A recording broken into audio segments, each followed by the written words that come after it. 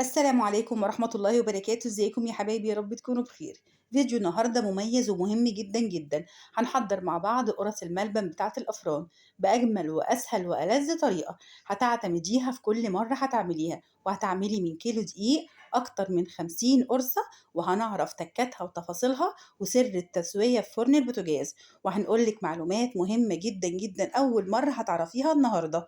وأهم حاجة بس تتابعيني في كل التفاصيل اللي جاية وتسمعي الطريقة للآخر، علشان في تكات مهمة جدا جدا هتظبطيها في العجن وتظبطيها كمان في التسوية عشان تطلع معاكي بنفس النتيجة. وما تنسيش بقى اللايك الجميل وكمان تعليقاتكم الجميلة اللي حقيقي بتسعدني جدا جدا وبستناها في كل فيديو، فما تبخلوش عليا بيها. يلا بقى نشوف الطريقة على طول، واللي مش مشترك في القناة ينزل على طول يعمل اشتراك ويفعل زر الجرس على الكل عشان يوصلوا كل جديد من وصفات القناة.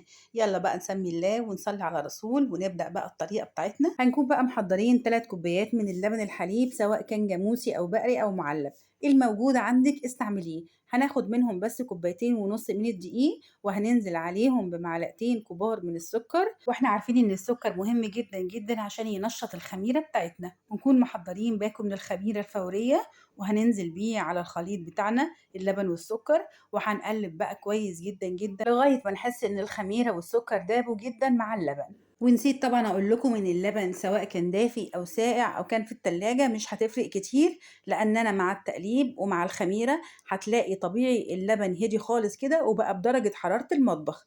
وهنركنه بقى على جنب ونحضر الدقيق بتاعنا. الدقيق بتاعي يكون دقيق مخبوزات عادي جدا، يعني الدقيق متعدد الاستخدامات. وهنحضر معانا كيلو من الدقيق، وهننزل عليه بمعلقة ممسوحة من الملح، ونكون بقى محضرين كوباية نصها زيت ونصها التاني سمن، يعني خليط من الزيت على سمن. لو عايزة تحطيها كلها سمن مفيش مشكلة، ده طبعا بس السمن بيخلي طعم القرص بتاعتك طعمها جميل جدا. ويا سلام بقى لو سمنة طبعا بلدي هيفرق جدا في الطعم. وهنبسس بقى الدقيق مع الكوباية بتاعتي اللي فيها المادة الدهنية، وهنشرب كل دقيق المادة الدهنية اللي معايا لغاية ما يبقى معاكي زي الرمل المبلول.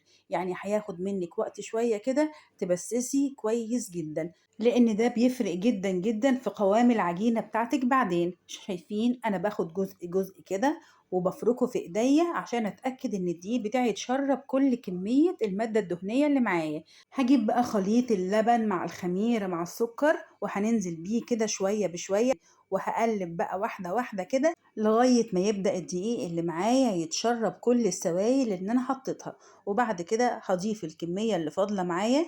انتوا فاكرين احنا قلنا في اول الفيديو ان انا حطيت كوبايتين ونص بس من اللبن، يعني لسه فاضل معايا نص كوباية على جنب كده، لو احتجتها هنزل بيها. ما احتجتهاش واكتفيت خلاص بالحبة اللبن اللي انا عاملاهم او مخلطاهم مع الخميرة والسكر يبقى تمام. وكيلو الدقيق اخد معايا كوبايتين ونص بس من اللبن.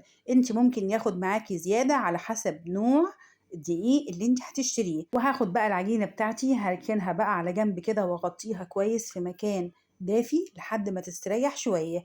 ودي تاني تركة معايا، انا مش مطلوب مني ان انا اخمر العجينة اكتر من اللازم، انا عايزاها بس تستريح شوية او تتخمر حتى لمدة 10 دقايق. نيجي بقى للحشوة بتاعتنا. هنا انا جبت نص كيلو من الملبن، وحطيت عليهم معلقة كبيرة من السمن، وعليهم معلقتين كبار من السمسم، وبعد كده قلبتهم كويس جدا وعجنتهم كويس كده على ايدي، وهكورهم بالشكل اللي احنا شايفينه ده.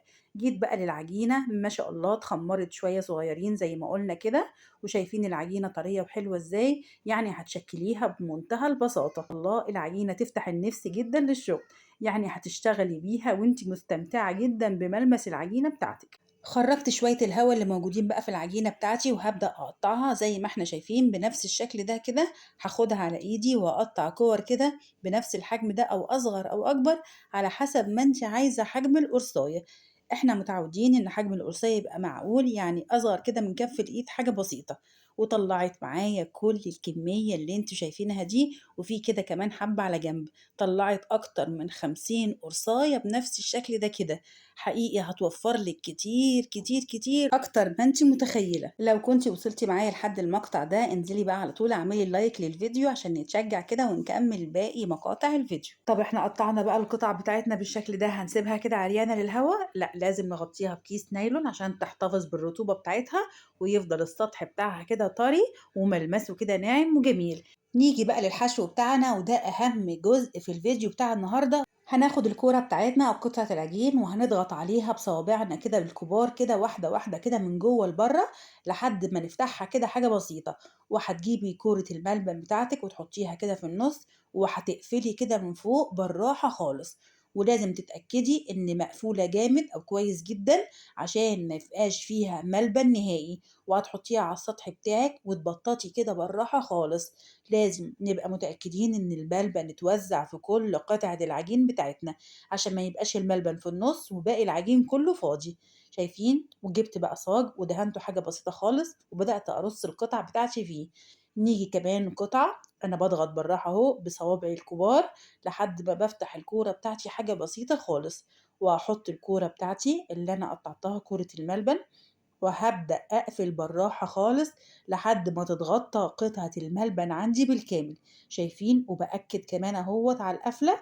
شايفين؟ وبحطها على السطح بتاعي وببطط كده بالراحة خالص لحد ما اوصل للحجم اللي انا عايزاه. عارفين يا بنات لو ما وزعناش الملبن جوه قطعة العجين بتاعتي كويس هتلاقي حتى لو عندك اطفال او كبار هياكلوا الحتة اللي جواها الحشو والباقي هيسيبوهولك او يركنوهولك على جنب. وده طبعا حاجة مش كويسة وهتبقى خسارة ليكي لان ده انتي اللي عاملاه بايديكي وحاجة نظيفة كده وزي الفل فما ينفعش نرمي منها ولا حتة صغيرة. فزي ما احنا شايفين طريقة التقطيع والحشو يا بنات هي اللي بتضمن لك ان الحشوة موجودة في كل القطعة اللي معاكي من الأول للآخر. شايفين أنا بملاها كلها وبقفل أهو كويس جدا. دي تالت قطعة بنعملها مع بعض. لازم أضمن إن أنا قافلة كويس عشان الملبن ما يطلعش معايا في الفرن ويتحرق جوه الصاج. وببطط كده بالراحة على حسب الحجم اللي أنا عايزاه. يا دوبك السمك معاكي عشان يبقى معقول خالص يبقى نص سنتي.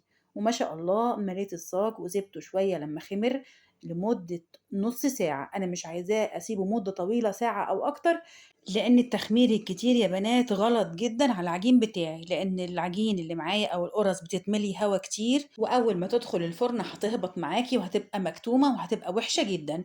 وأنا شغالة كده هخطط كده بالسكينة على سطح القرصة بتاعتي عشان أنا مش عايزاها تتنفخ. أنا عايزاها يا دوبك ترتفع حاجة بسيطة.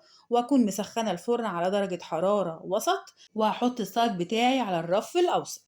ولو احتجت اشغل الشواية كده دقيقتين 3 في الاخر عشان اوصل للون الذهبي الجميل ده. وهو ده السوى المظبوط اللي احنا مش هنحتاج اكتر من كده. وطبيعة القرص دي يا بنات هتلاقيها من بره مقرمشة شوية كده ومن جوه طرية وناعمة وجميلة زي ما احنا شايفين كده. وشايفين الملبن ما شاء الله من أول القرصاية لآخر القرصاية لحد الطروف خالص مش هتلاقي ولا حتة فاضية. ده عشان احنا حشيناها صح وبططناها صح ودخلنا الملبن جوه العجينة صح ومظبوط وقفلنا عليها كويس. وما تلاقيش ولا قرصاية في الصاج الملبن طالع منها ولا حاجة. كل الملبن جوه موجود ومفيش حاجة اتحرقت منه ولا أي حاجة طلعت أثناء السوى. وبكده نبقى وفرنا كتير جدا جدا ان انت عملتي اكتر من 50 قرصاية من كيلو دقيق وثلاث كوبايات لبن وكوباية من المادة الدهنية. يعني وفرتي اكيد كتير. القرصاية من دول بره هتلاقيها ب5 جنيه وهتلاقي الكيلو منها اكتر من 75 جنيه. يعني انت وفرتي كتير كتير لبيتك وعملتيها بطريقة سهلة جدا ومن غير اي افتكاسات وطلعتي احلى والذ قرص محشية من الملبن بالكمية الكبيرة دي وأقل مجهود. طبعا الكمية الكبيرة دي كلها مش هتسيبيها بره التلاجة أو بره الفريزر. ده انت هتجمعي كل 7 8 قرصات مع بعض في كيس بلاستيك وهتحطيهم في الفريزر وساعة ما انت تحتاجيهم هتطلعيها تحطيها بره على الرخامة كده لمدة 10 دقايق. ولو مستعجلة عليهم هتحطيهم في الفرن أو في الميكروويف لمدة 3 أو 5 دقايق.